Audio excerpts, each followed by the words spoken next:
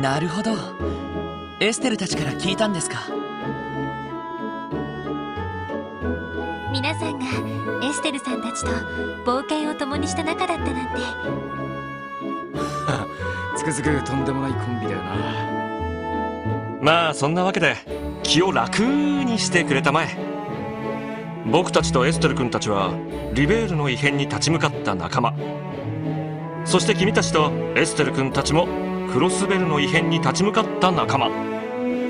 つまり僕たちも運命の仲間同士というわけさ。いや、そう単純にはいかないかと。正直恐れ多いです。でも本当に気を楽になさってください。相談したいことがあってお呼びしたのも確かですが、それ以上に皆さんとお近づきになりたいと思っていたんです。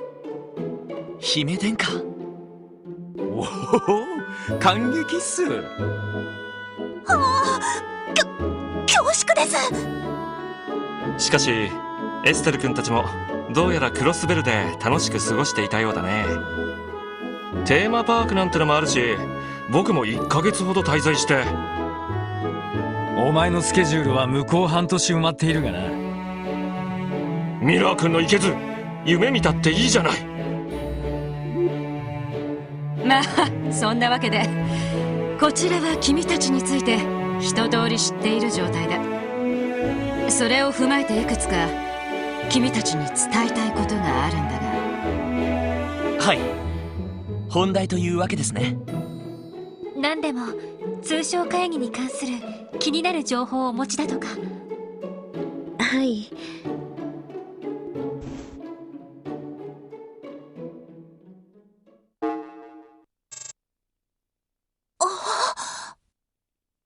エプスタイン財団製のシステムを使っているんですね。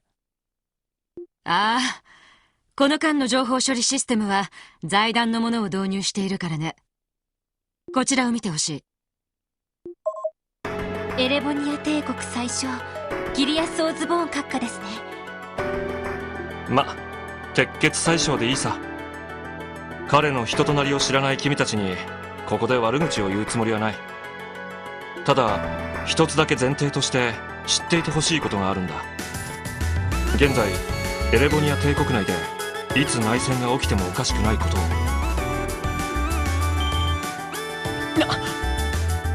そうなんですか？残念ながら事実だ。具体的には宰相を中心とする帝国に新たな中央集権体制を作り上げようとする革新派、そして有力貴族を中心とする古い貴族制度を維持し続けようとする貴族派。この2つによる対立が行き着くところまで行ってるのさ。革新派と貴族派の対立。話は聞いていましたけど、相当深刻な状況みたいですね。察するところ殿下は中立のお立場なのかな。中立というより第三の道を行こうと思っている。まあどちらの陣営からもうさんくさいコウモリに見られてしまう切ない立場なんだけどね。まあ否定はできんな。しかし両者の対立が内戦直前まで行き着いているということは、まさか通商会議に関する気になる情報というのは。なるほどね。君の懸念通りだ。貴族派の有力者である海援公の方で動きがあった。どうやらこの通商会議中、オズボーン宰相を狙うテロリストをクロスベルに送り込むらしい。その資格ではなくテロリストというのは。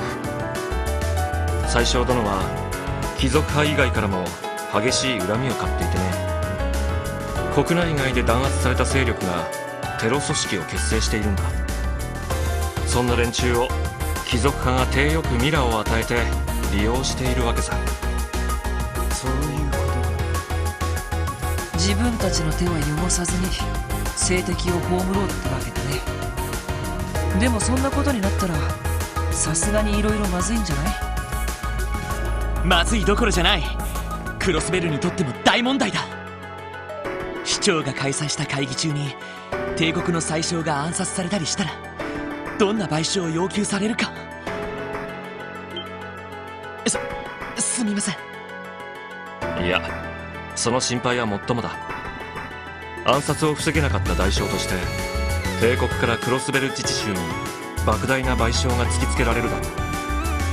たとえそれが帝国内での対立問題から起きたことでもね。信じられない。非常なようだけど、それもまた外交の一側面だわ。そして実は同じような構図が共和国の方にもあるのです。そうなのですか？ユリアさん、お願いします。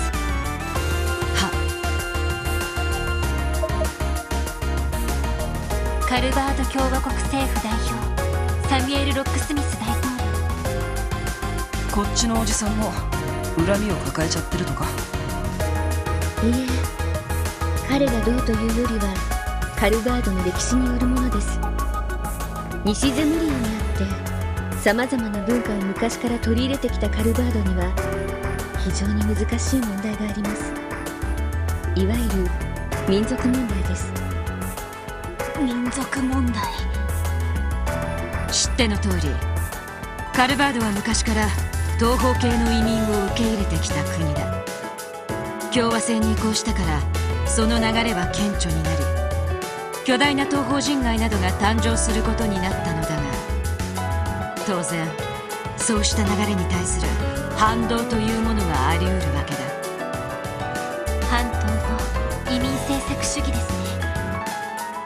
そのような運動が存在するのは知識としては知っていましたが、そうした民族主義者が大統領を狙っているんですか？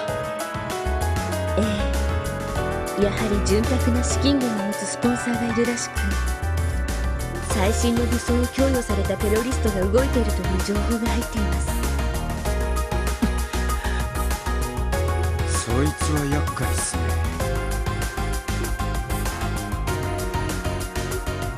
お話は分かりました。ですがどうしてこのような重大な話を自分たちに？確かに自治州政府に直接伝えた方がいいんじゃないの？伝えたくても伝えられない事情がある。つまりそういうことですね。エリー君の言う通りさ。オズボーン宰相にしてもロックスミス大統領にしても、当然自分たちを付け狙う勢力が動いているのは知っているはずだ。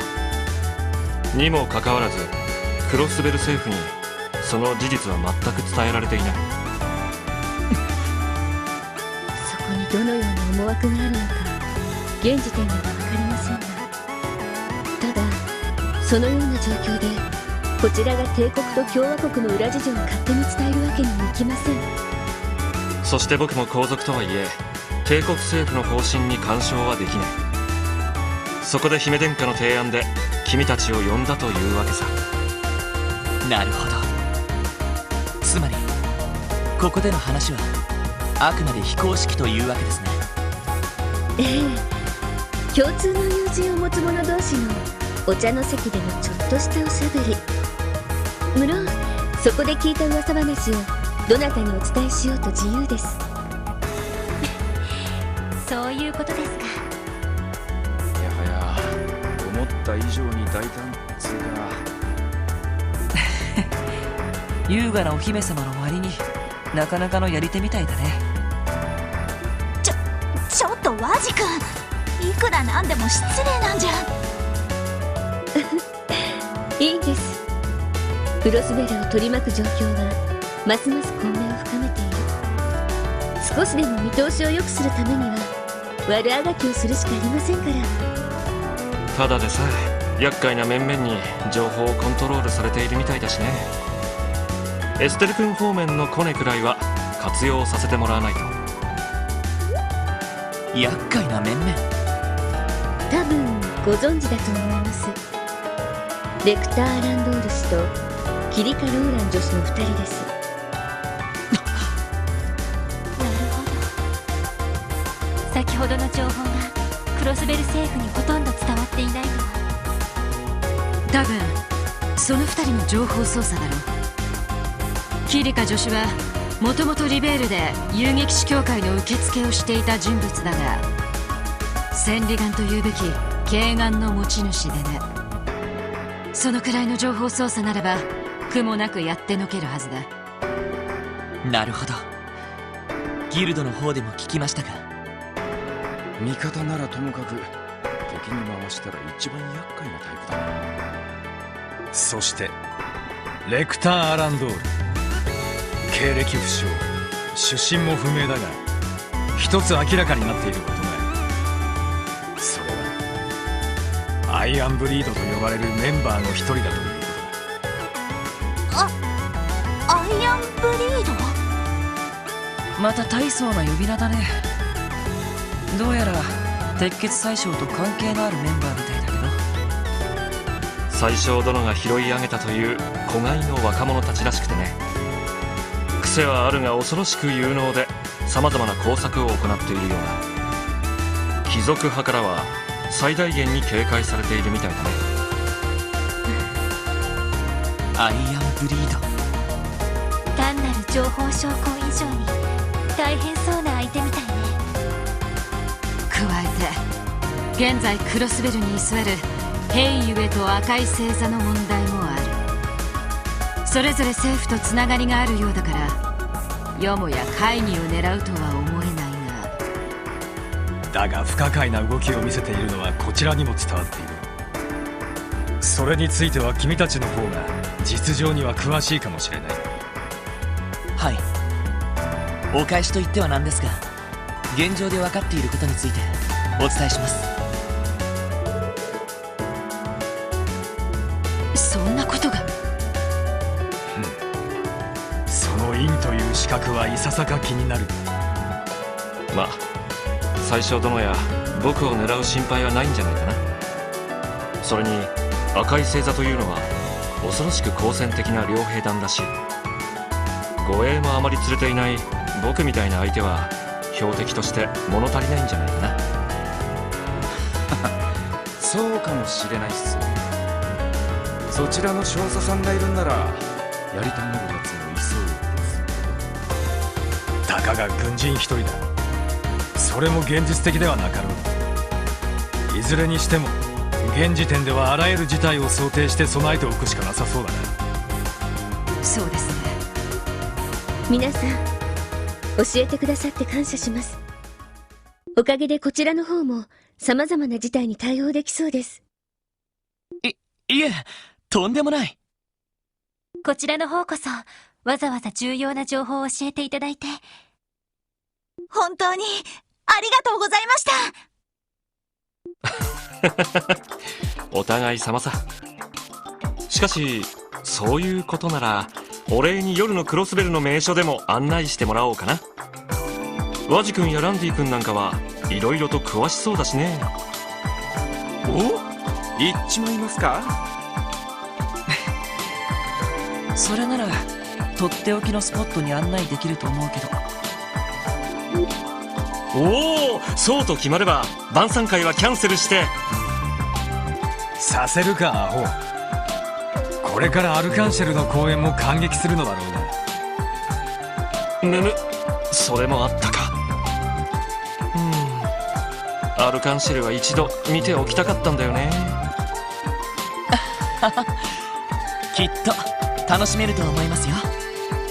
ええ、目を丸くされること受け合いだと思います。楽しみにしていますね。また何かあったら皆さんにもご連絡いたします。今度はジークに頼らず直接通信を差し上げますね。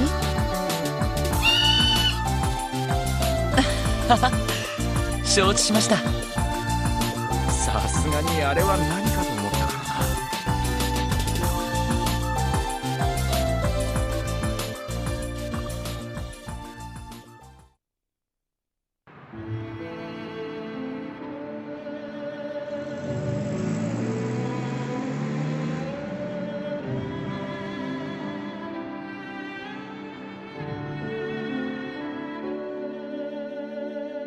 なるほど。両首脳を狙うテロリストか。可能性はあったが、そこまで具体的だったとは。帝国にしても共和国にしても一体何を考えている。当然何かの狙いがあると見ていいだろう。市長や警備隊方面にも伝えた方が良さそうだな。ええ、そちらはお任せします。それにしてもお前たちがあのアルセイユに乗ったと聞いた時には耳を疑ったぞ。しかも国賓クラスの2人からそこまでの話を聞いてくるとは。一家の方でも当然チェックしていましたか。こっちも突然だったんだから目くじら立てないでほしいっすね。そういう時は上に相談してから招待を受けるかどうかをだな。ありきたりの対応をこいつらにやらせてどうすんだ。呼びつけた相手も規格外みたいだし、ちょうどいいってところだろう。いやーでも確かに変わったお姫様と王子だったよな。特にオリバルト王子ってのがあんな変人だとは思わなかったぜ。失礼よランディ。確かに愉快というかとても軽妙な方ではあったけど、でもいろいろなことをよく考えてる人だとは思う。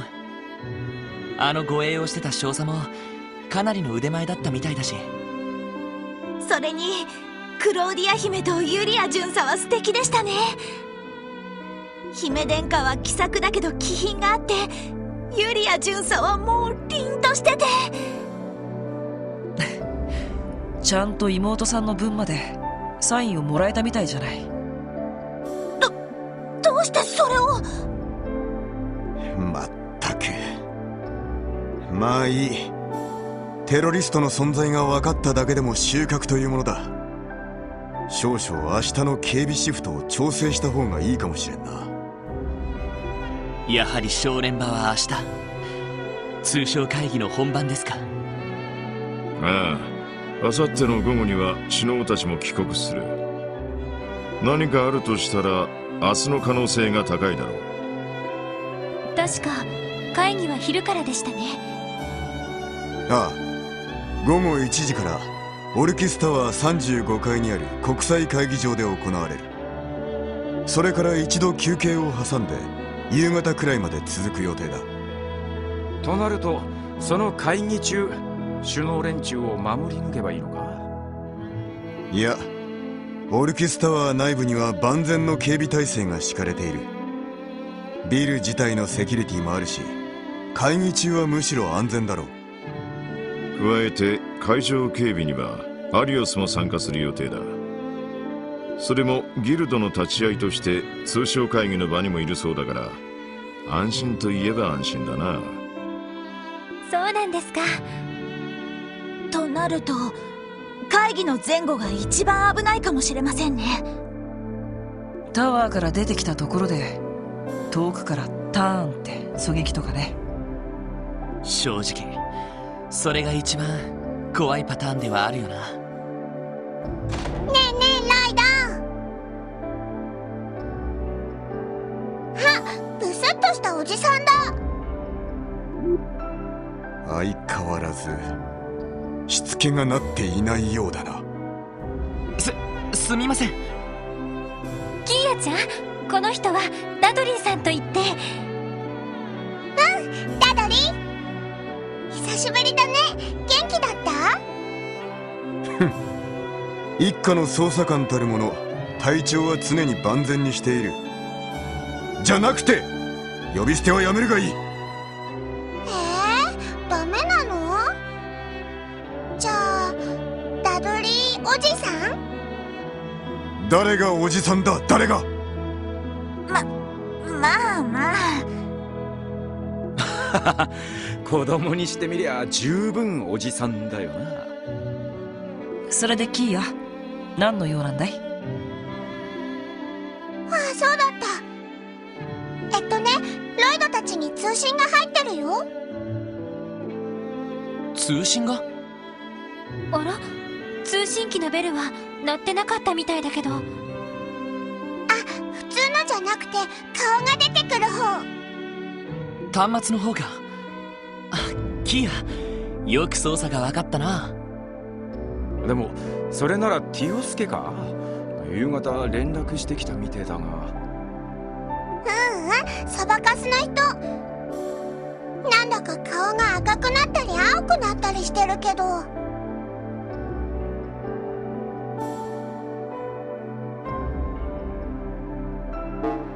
遅いっての。まったく、いつまで待たせんだよ。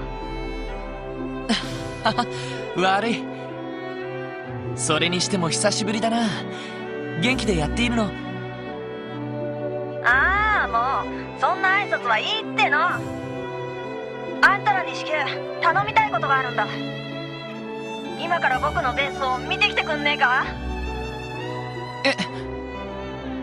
ベースってあなたが寝泊まりしていた？ああ、ジオフロント B 区画の第8制御端末のある場所さ。昨日から今日にかけてあの端末を勝手に使ってるやつがいるみたいなんだ。勝手に使ってるって？一体どうしてそんなことが分かったの？つがヨナコ、勝手に使ってるのはお前だって同じじゃねえか。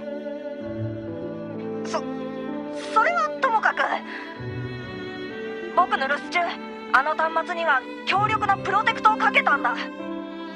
それで万が一それが破られたら動力ネットの遠隔接続実験の時にアラートを送るようにしてて、そのアラートが今日来てたんだよ。それは君がプロテクトをかけた端末をハッキングした者がいる。つまりそういうことだね。ああ、そういうことさ。かなりのハッカーなのは間違いない。